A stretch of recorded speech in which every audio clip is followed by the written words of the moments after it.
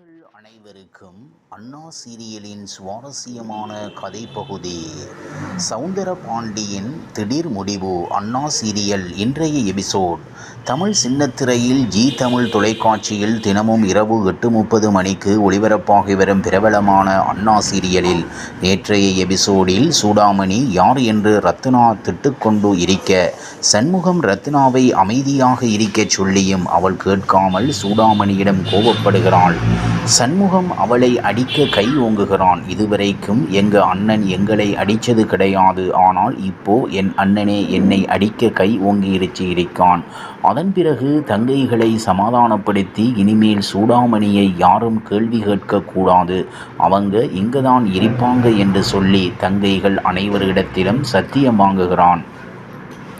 அதை பார்த்த சூடாமணி, நீ ஒரு அண்ணன் மட்டுமில்லை, அம்மாவாகவும் இருக்க என்று சந்தோஷப்படுகிறாள். இதையடுத்து இன்று நடக்கப் போகிறது என்ன என்பதை பார்க்கலாம். இன்றைய எபிசோடில் இசைக்கு முத்துப்பாண்டி எடுத்து கொடுத்த புடவையை கட்டி வந்து நல்லா இருக்கா என்று கேட்க, முத்துப்பாண்டியும் நன்றாக இருப்பதாக சொல்கிறான். அதேபோல் மறுபக்கம் சூடாமணி வைகுண்டம் எடுத்து கொடுத்து புடவையை கட்டி வர அதை பார்த்து வைகுண்டம் சந்தோஷப்படுகிறார். சூடாமணி முதல் ஆளாக கோவிலுக்கு ரெடியாகி இருப்பதை பார்த்து தங்கைகள் அண்ணன் கோவிலுக்கு கூப்பிட்டா போகக்கூடாது என்று முடிவெடுக்கின்றனர். பரணி இதை பார்த்து விடுகிறாள். இங்கே சௌந்தரபாண்டி, நானும் உங்களோட கோவிலுக்கு வரேன் என்று சொல்கிறார்.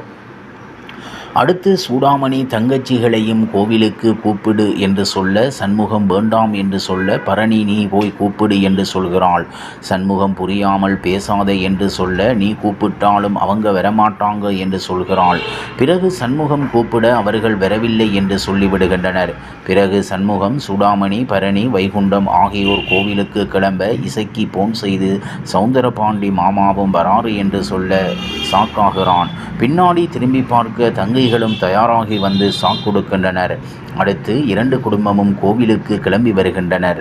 இன்றைய சீரியலில் சண்முகம் பரணியை திட்டியதை தொடர்ந்து பரணி பாக்கியத்துக்கு நைட் போன் போட்டு விஷயத்தை சொல்கிறாள்.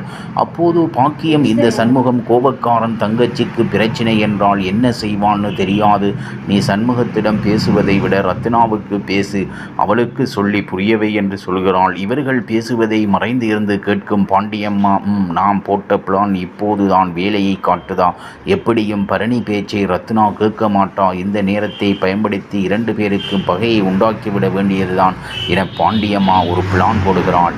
இவ்வாறாக அண்ணா சீரியலின் சுவாரஸ்யமான கதைப்பகுதி செல்கிறது. இனி சுவாரஸ்யம் உங்களை காத்திருக்கிறது. மீண்டும் சந்தி.